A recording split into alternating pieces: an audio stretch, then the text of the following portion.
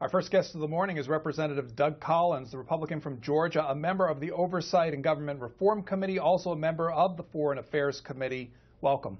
Glad to be here. You're doing an effort in Congress taking a look at something called redundant federal programs. It seems obvious, but what do we mean by that? Well, I think what we're looking at, we have a bill that we've introduced called CARFA, and it basically is just an acronym for basically looking at programs that are duplicative, outdated, or inefficient. Now, what it does, it takes away our excuses.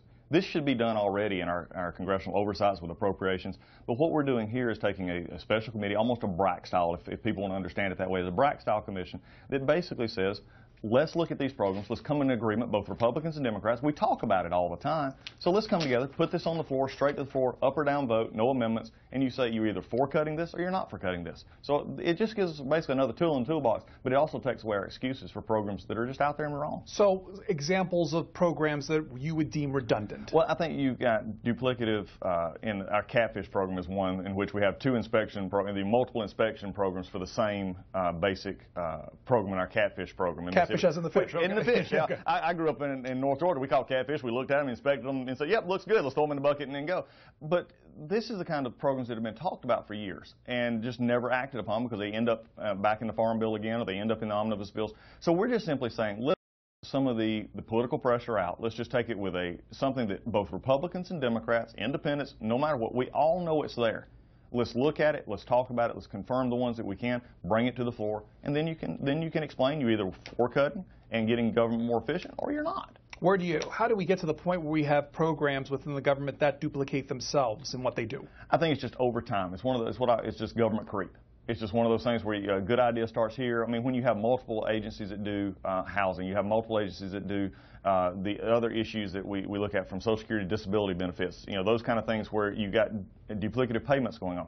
These are the kind of things that you can find. I mean, there are all kinds of examples. I mean, the waste book that Dr. Coburn has put out, the Inspector General's reports every year, the GAO reports. We see these every year. The question is, are we going to do something about it? The GAO just put out a report taking a look at this program, saying that since 2011, the government's fully addressed 20% of redundant, wasteful programs, 60% have been partially addressed, 15% have been ignored. You say your bill deals with excuses. What are some of the excuses that you hear when dealing with these programs? Well, it goes back to, again, a lot of times it's turf protection, especially from the agencies. Well, we need to do this because we're specifically able to do this part. Or from government, from officials, from public officials. They hear from back home. This is a program that is good in their district, but yet it may not be best for the country. I think this takes us out of the parochial interest of each of our congressional districts, looks at the budget as a whole, and says, what are these areas of duplicative, outdated, or inefficient programs that we can look at that says there's no more excuses.